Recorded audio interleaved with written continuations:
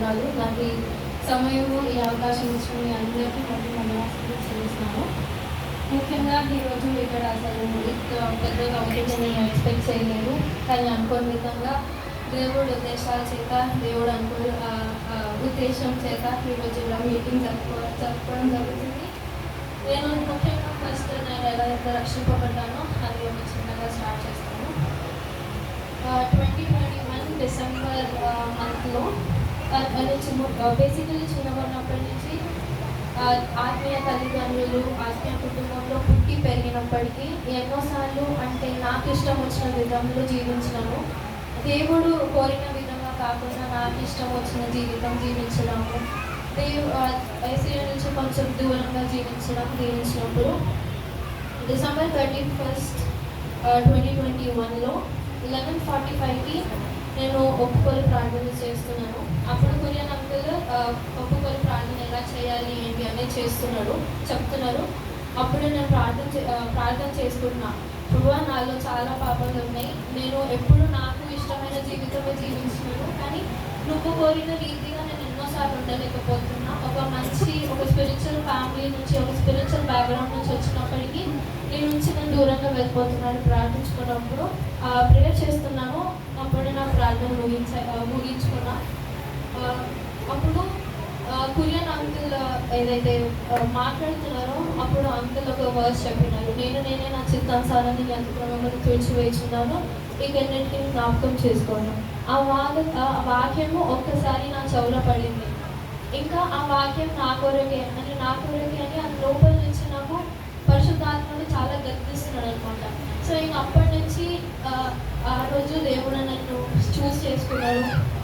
అప్పటి నుంచి ఇంకా పరిశుద్ధాత్మ కార్యం నాలో లోతుగా జరిగిస్తున్నాడు. ఇంకా 10th ఎగ్జామ్స్ అయిపోయినాయి. సో ఇంకా నెక్స్ట్ బ్యాప్టిజం తీసుకోవాలన్న ఉద్దేశం కూడా నాకు లేకుండే. కానీ ఒకసారి 2 వీక్స్ అయితే చర్చ్లో బ్యాప్టిజమ్స్ ఉంటాయి అన్నప్పుడు వల్ల అయిపోయింది. అప్పుడు అంకుల్ స్టేజ్ మీద అనౌన్స్ చేస్తుండే, ఇంకా 2 వీక్స్ తర్వాత మన కానాల్లో బ్యాప్టిజమ్స్ ఇస్తారు, ఎవరన్నా సిద్ధపడి ఉంటే ముందుకు రండి, నెక్స్ట్ వీక్ పేర్లు ఇవ్వండి అని చెప్పినారు. అప్పటికి నేను ఇంకా అంటే ఆ మాటలు నా కొరకు అని నేను ఇంకా దాన్ని నా హార్ట్లోకి తీసుకోలేదు. అయితే అప్పుడు మెల్లిగా నెక్స్ట్ అంకుల్ అన్నారు, ఇక్కడ చాలామంది ఉంటారు, దేవుడు నాతో డైరెక్ట్గా మాట్లాడితే కానీ నేను తీసుకోను అనే మనస్తత్వం కలిగి చాలామంది ఉంటారు అని. నేను అనుకున్నా తీసుకోవాలేమో అని అనుకొని ఇంకా వదిలేసిన, ఇంటికి వచ్చిన. నెక్స్ట్ వీక్ మళ్ళీ అనుకోని విధంగా నాకు దేవుడు మాట్లాడి నేను మళ్ళీ నెక్స్ట్ వీక్ నా పేరు ఇవ్వడం జరిగింది. April 7th, 2023లో నేను బ్యాప్టిజం తీసుకోవడం జరిగింది. బ్యాప్టిజం తీసుకుంటున్నా, నా జీవితం అంతా బాగానే సాగుతుంది అని అనుకున్నా. 1 month కూడా ఏమీ లేదు. ఇంకా సాతాను చాలా నా మీద అటాక్స్ చేయడం ట్రై చేసినాడు. అయితే అప్పుడు ఒక చిన్న మిస్అండర్స్టాండింగ్స్ వచ్చినాయి నా మీద, అంటే చెయ్యని తప్పుల విషయంలో చాలానే వచ్చినాయి. అప్పుడు నేను చాలా బాధపడ్డాను. అప్పుడు దేవుడి బిడ్డ ఒక పర్సన్ నాకు కాల్ చేసి అప్పుడు మాట్లాడింది. అయితే నేను అన్నా, ఇట్లా బాధగా ఉందంటే నేను చేయని విషయంలో అంటున్నారు అని చెప్పేస్తే అప్పుడు మనం చేసిన దానికి పడ్డం గొప్ప కాదు, చేయకుండా అనే మాటలు పడడమే గొప్ప అని. ఎందుకంటే యేసయ్య కూడా మన కొరకు తను చేయని పాపం కొరకు మరణించినాడు కదా అని అన్నాడు. సో అప్పటి నుంచి ఇంకా దేవుడు నాతో మాట్లాడడం జరిగింది. మనం చెయ్యని తప్పుని కూడా మనము గొర్రె పిల్లల స్వభావం కలిగి మనం అన్నింటినీ తీసుకోగలగాలి అని.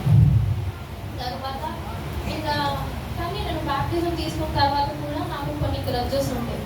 అంటే నేను ఒక వ్యక్తితో మాట్లాడదలుచుకోలేదు, నేను చాలా డిస్టెన్స్ పెట్టేసిన. నేను ఆ స్వభావంతోనే ఈ బర్త్డే కూడా సెలబ్రేట్ చేసుకున్నాము అని అనుకున్నాను. అది నడిచిపోతుందేమో లైఫ్లో అని ఆ థాట్లో నేను ఉండి, ఆ పర్స్పెక్టివ్లో నేను ఉండి. కానీ 4 days క్రితము ఆఫ్టర్నూన్ 1 o'clockకి దేవుడు నాతో మాట్లాడడం జరిగింది. మనము ఒకవేళ ఎవరినైనా మనం దూరం పెడితే కానీ, దేవుడు బిడ్డలు ఎవరైనా కానీ మనము వాళ్ళని దూరం పెడితే పరిశుద్ధాత్మని దూరం పెట్టినట్టే. ఎందుకంటే మనుషులని దేవుడు తన ఒక స్వరూపంగా చేసుకున్నాడు. కాబట్టి మనం ఒక మనిషిని హేట్ చేసినా, ఒకవేళ వాళ్ళ మీద